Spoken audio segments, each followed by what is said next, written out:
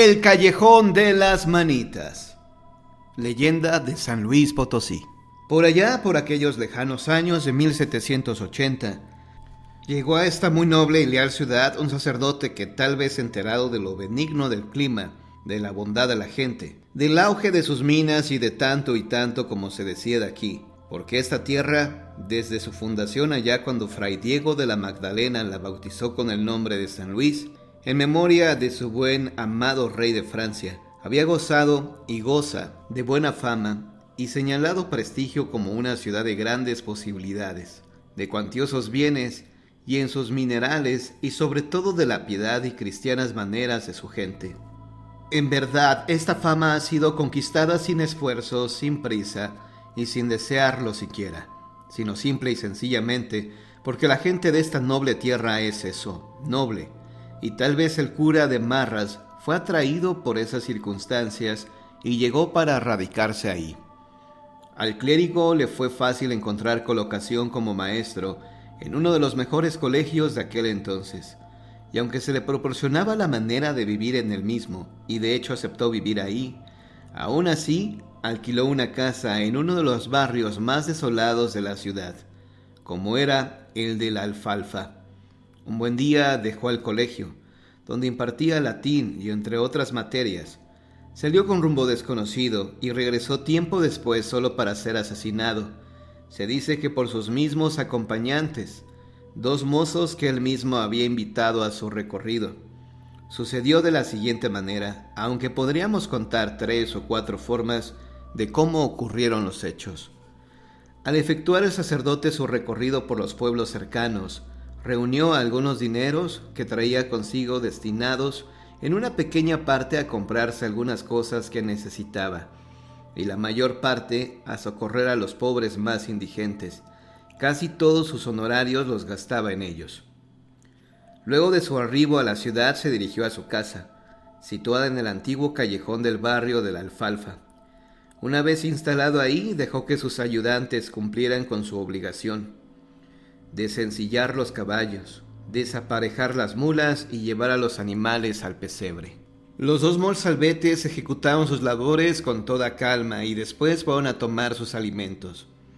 Mientras tanto, el sacerdote, que ya estaba muy cansado, prefirió ir directamente a la cama, no sin antes rezar sus oraciones. Entraba la noche.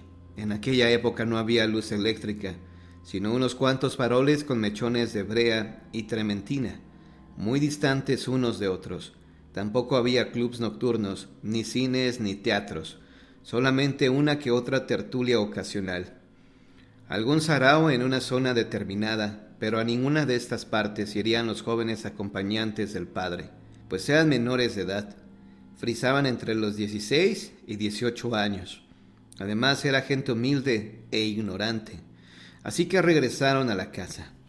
Gran sorpresa, espanto, terror y rabia sintieron cuando al llegar vieron al padre tendido en medio del cuarto, bañado en sangre, muerto. Salieron rápidamente, pidieron auxilio gritando como locos. La gente se reunió y alguno de los que acudieron tuvo el acierto de ir a dar parte a la autoridad, siendo la más cercana la que se encontraba en el hospital, que era militar. De este lugar salieron médicos, enfermeros y soldados, y todos se dieron cuenta que por desgracia era verdad. Lo que decían los muchachos era cierto. El padre había sido cruelmente asesinado.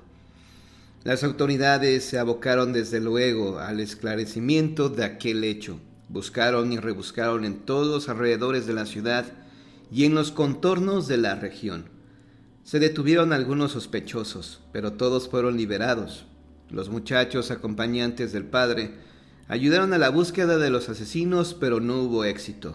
Los ayudantes del padre eran compadecidos por muchos, y hasta por algunas autoridades, quienes en tanto conseguían trabajo, les ayudaron a su sostenimiento.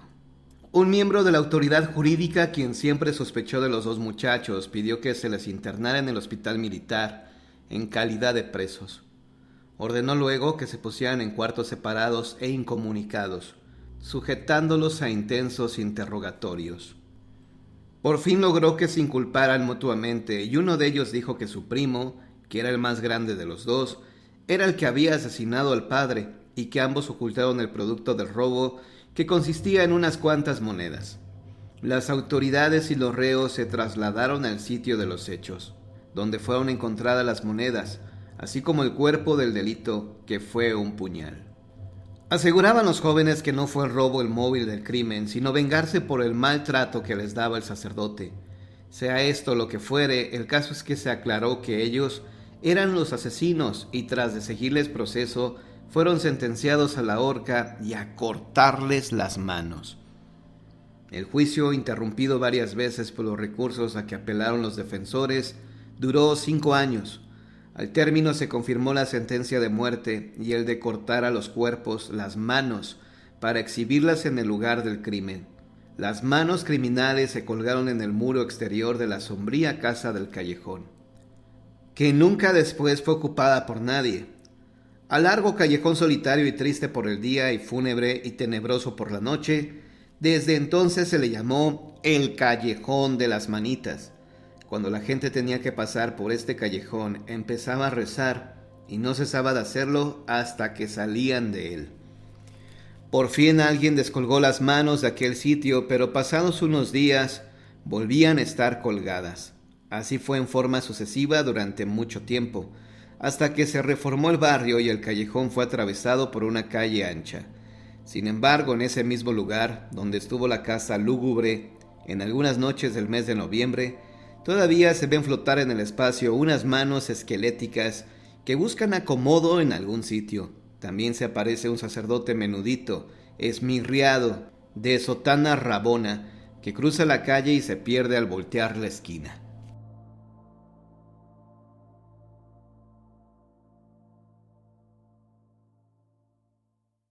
El can negro y el autobús. Era un día antes de la Navidad del año 1938. El señor Nod, conductor de la Compañía Nacional de Transportes del Sur, partió de la estación de Barnstaple a las 5:40 de la mañana, llevando pasajeros y correo hacia el centro vacacional de Lytton, en la costa norte de Inglaterra. Solo llevaba 2 pasajeros, un soldado que volvía a casa a pasar la Navidad y un mesero que iba al hotel donde trabajaba. La carretera cruzaba por un paraje hermoso, y había luna llena en el cielo cuando el autobús cruzó el valle de Exmoor y se acercó al cruce de caminos de Blackmoor Gate. Después, el señor Nod describiría así el camino. Una cinta de plata sobre la que se hubiera visto una musaraña o una rama que hubiera decidido cruzar la carretera a esa hora, pero los animales que vio eran mucho más grandes. De pronto, se vio obligado a frenar de golpe, cuando un perro enorme y 2 ovejas aparecieron directamente frente a su autobús. Pero, aunque accionó de inmediato los frenos, sabía que debido a los ejes bajos del autobús, iba a pegarle a los animales. Respiró hondo, preparándose para el impacto cuando arrollara a las bestias, pero el choque jamás se produjo. Seguro de haber causado el fallecimiento de los animales, detuvo su autobús, bajó de un salto y corrió al frente con un sentimiento de horror. Sin embargo, no había nada debajo o enfrente de su autobús. No había señal alguna de un perro o de una oveja. El señor Nod comenzaba a preguntarse si había imaginado todo cuando se le unió el encargado de boletos, el señor Rudall, quien le preguntó sobre el paradero de los animales.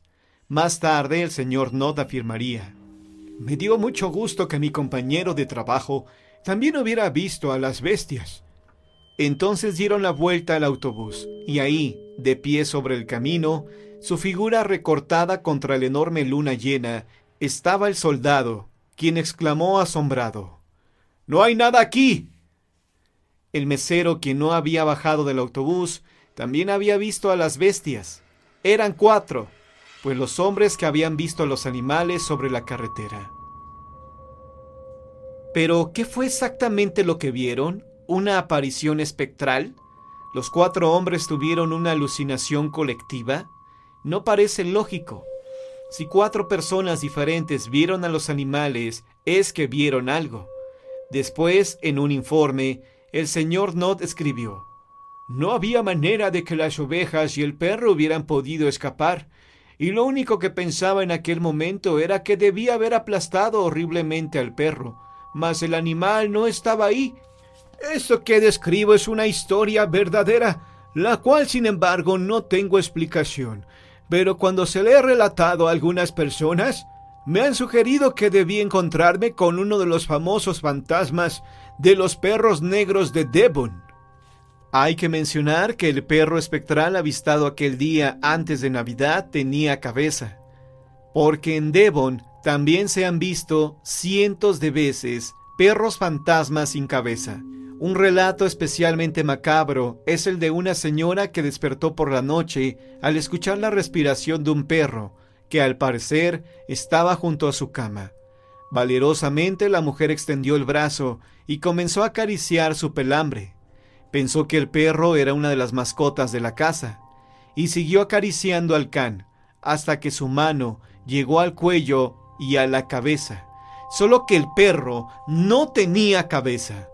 Horrorizada, la mujer se dio cuenta de que acariciaba un muñón de carne descubierta y cruda. Al gritar fuera de sí, la aparición se desvaneció.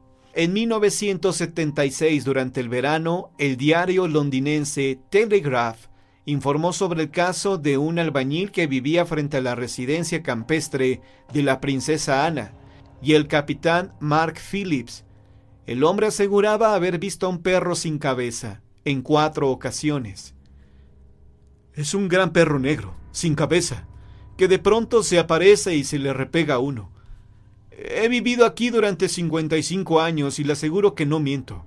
Muchas de mis amistades lo han visto también». A la vez, el testigo explicó que las apariciones son fugaces, lo que confunde más aún a quienes avistan al enigmático can.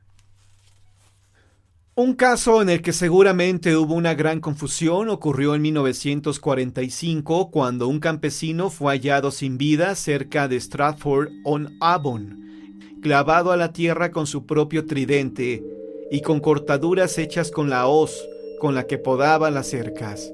Como reguero de pólvora corrieron rumores de que se trataba de un extraño asesinato ritual y que el hecho de que la víctima estuviera atravesada por el tridente era comparable con la manera en que se mataba a un vampiro, atravesándole el corazón con una estaca. Todos esos rumores se debieron en parte al avistamiento de un espectral perro negro que aparecía entonces en la comarca. El encabezado del diario decía «El perro negro de la muerte», y se refería a una leyenda local de un animal que era más grande que el común de los perros, con ojos que parecen ascuas, que surge de la nada y se esfuma repentinamente como si se lo tragara la tierra. Desde siglo antes, la aparición de este animal era considerada como un presagio de la muerte. Pero lejos de desechar estos hechos como meras supersticiones, en la célebre agencia de policía de Scotland Yard se pensó al principio que se trataba de un asesinato relacionado con actos de brujería. Posteriormente se supo que se trataba de una venganza y no de un sacrificio ritual. En cuanto al animal, después se supo que andaba perdido por la comarca un gran perro de color negro, al que seguramente la gente confundía con el supuesto perro infernal. Este caso tuvo explicación, pero hay otros que a la fecha siguen intrigando a quienes los conocen.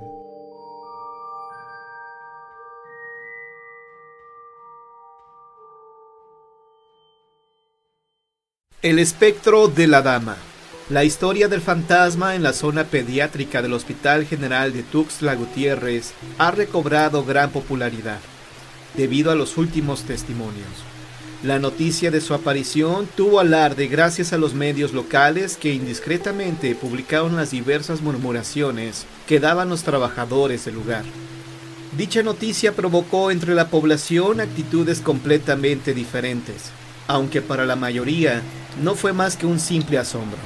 De acuerdo con las declaraciones, en los pasillos de aquel hospital, una mujer joven sube las escaleras y atraviesa la estancia buscando a un niño que llora. La descripción de aquella mujer es la siguiente: es alta, embarazada y vestida con un camisón azul. Deambula durante la noche intentando encontrar, desde hace tanto tiempo, a un niño que claramente han escuchado que llora en determinado lugar. El recorrido de la madre incorpórea finaliza antes de que despunte el alba en una inexistente sala de incubadoras. Todavía en nuestros días no se ha podido esclarecer el suceso, aunque para los médicos y especialistas del hospital, aquella aparición sí tiene una explicación. 5 años atrás llegaron hasta la clínica 2 mujeres que estaban a punto de dar a luz. La primera se trataba de una indígena que deseaba tanto a su bebé, y la segunda era la hija de un acaudalado ganadero, de origen español, a quien le desagradaba la idea de que su hija se enamorara de su capataz. La joven había quedado embarazada, pero su padre, lejos de permitirles casarse, no solo corrió al joven, sino que también encerró a su hija hasta que llegara el día en que diera a luz al niño, a quien ya le tenía un lugar reservado en el orfanatorio. Aquella noche, ambos partos se complicaron y las 2 mujeres fallecieron, pero solo una pudo dar a luz. No obstante, a las pocas horas de haber nacido el bebé, también perdió la vida.